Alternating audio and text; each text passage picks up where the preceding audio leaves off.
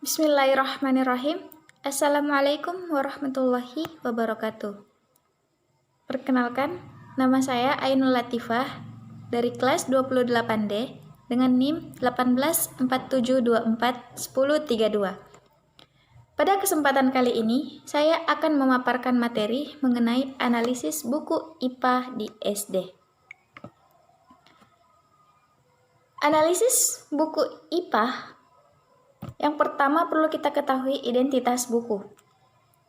Penulis Sri Purwati Surono, kota terbit Semarang, tahun terbit 2008, penerbit BSE atau Buku Sekolah Elektronik, PT Galaxy Puspa Mega.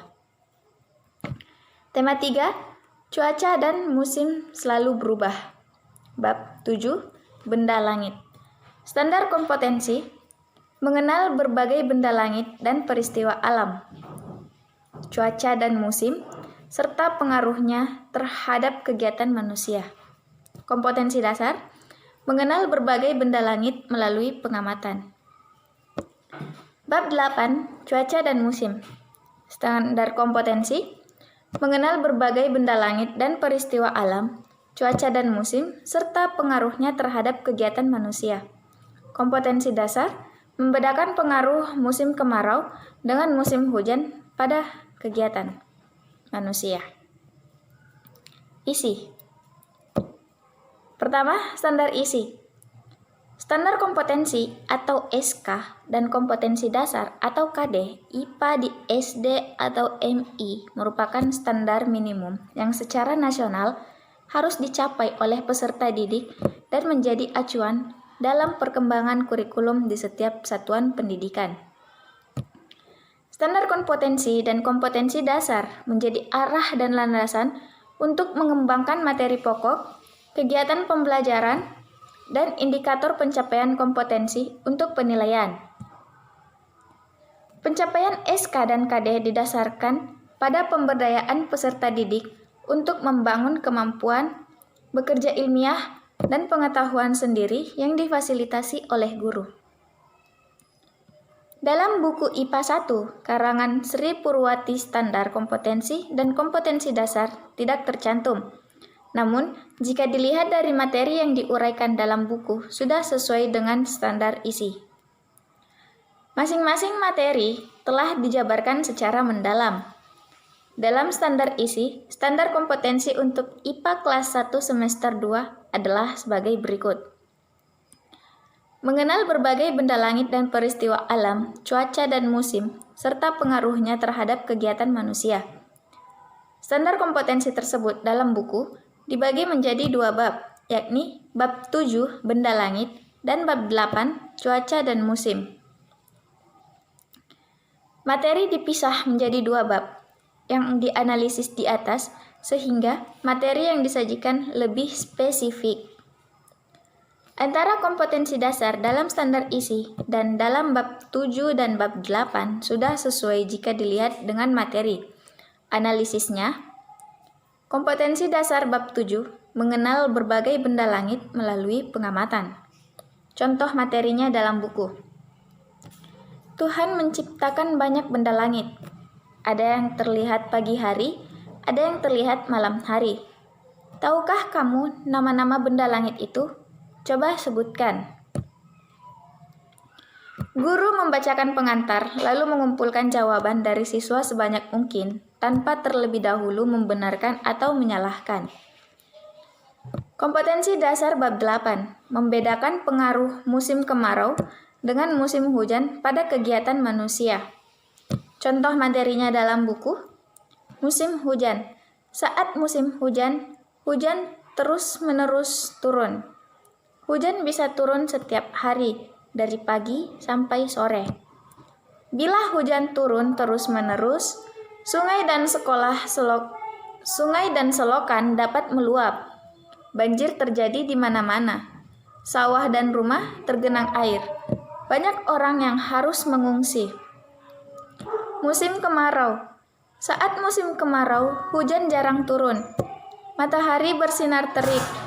Tanah menjadi kering, debu-debu berterbangan. Bila kemarau sangat panjang, sungai dan sumur menjadi kering, sawah ladang kering, tanah pecah-pecah, petani sedih karena tanaman mati. Jika ditelaah, buku tersebut sudah memuat tujuan dari pembelajaran IPA, yakni antara lain: pertama, peserta didik mampu mengembangkan pengetahuan dan pemahaman konsep-konsep IPA yang bermanfaat dan dapat diterapkan dalam kehidupan sehari-hari. Kedua, peserta didik mampu mengembangkan rasa ingin tahu, sikap positif, dan kesadaran tentang adanya hubungan yang saling mempengaruhi antar IPA, lingkungan, dan masyarakat. Ketiga, peserta didik mampu mengembangkan keterampilan proses untuk menyelidiki alam sekitar, untuk memecahkan masalah dan membuat keputusan.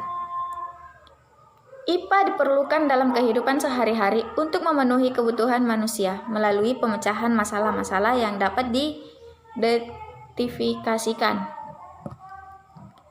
Penerapan IPA perlu dilakukan secara bijaksana agar tidak berdampak buruk terhadap lingkungan.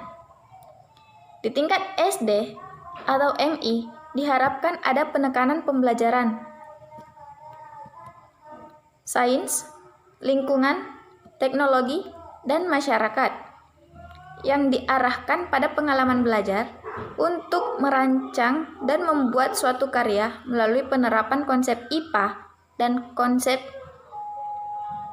bekerja ilmiah secara bijaksana. B. Cakupan 3 ranah: kognitif, afektif, dan psikomotorik. Buku ajar pada pembelajaran IPA mempunyai peran dalam mewujudkan pembelajaran aktif di kelas. Buku ajar tidak hanya digunakan sebagai transfer informasi saja, tetapi dapat dimanfaatkan untuk proses belajar mengajar. Pembelajaran IPA sebaiknya dilaksanakan secara inquiry ilmiah, scientific inquiry, untuk menumbuhkan kemampuan berpikir, bekerja, dan bersikap ilmiah, serta mengkomunikasikannya sebagai aspek-aspek penting kecakupan hidup. Oleh karena itu, pembelajaran IPA di SD atau MI menekankan pada pemberian pengalaman belajar secara langsung melalui penggunaan dan pengembangan keterampilan proses dan sikap ilmiah. Melalui mengamati, menanya, mencoba, mengolah, menyaji, menalar, mencipta, kemampuan pikir dan tindak yang efektif dan kreatif dalam ranah abstrak dan konkret sebagai pengembangan dari yang dipelajari di sekolah secara mandiri. Namun, dalam buku BSE ini, materi pembelajaran hanya mencakup 2 ranah pembelajaran, yakni kognitif dan efektif. Cakupan materi terbesar pada aspek kognitif. Pada aspek afektif, peserta didik dituntut untuk mengolah, menalar, dan mencipta kemampuan berpikir yang efektif dan kreatif dalam ranah yang abstrak dan konkret dengan dikaitkan dalam kehidupan sehari-hari. Sedangkan psikomotorik tidak ditemukan, namun jika guru dapat memfasilitasinya, maka pembelajaran akan dapat mencakup 3 ranah. Jadi, kesimpulannya, sebagian besar isi materi dalam buku ini adalah pembelajaran aspek kognitif dan afektif dengan CTL atau Contextual Teaching and Learning, yaitu pembelajaran memecahkan masalah dengan kejadian sehari-hari. Dan untuk mencapai 3 ranah dengan bahan ajar menggunakan buku ini, guru dituntut untuk memodifikasi pembelajaran sedemikian rupa. C. Tampilan materi buku.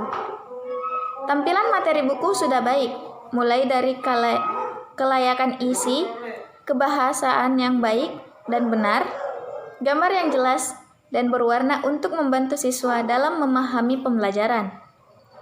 Isi materi pembelajaran yang sesuai dengan perkembangan dan kebutuhan anak, bahan ajar serta sesuai dengan nilai moral dan nilai-nilai sosial. Pembelajaran IPA diharapkan dapat menjadi wahana bagi peserta didik untuk mempelajari diri sendiri dan alam sekitar, serta prospek pengembangan lebih lanjut dalam menerapkannya di dalam kehidupan sehari-hari. Baiklah, itulah pemaparan materi yang dapat saya sampaikan. Semoga materi kali ini bermanfaat. Lebih dan kurangnya mohon dimaafkan. Wabillahi taufiq wal hidayah. Assalamualaikum warahmatullahi wabarakatuh.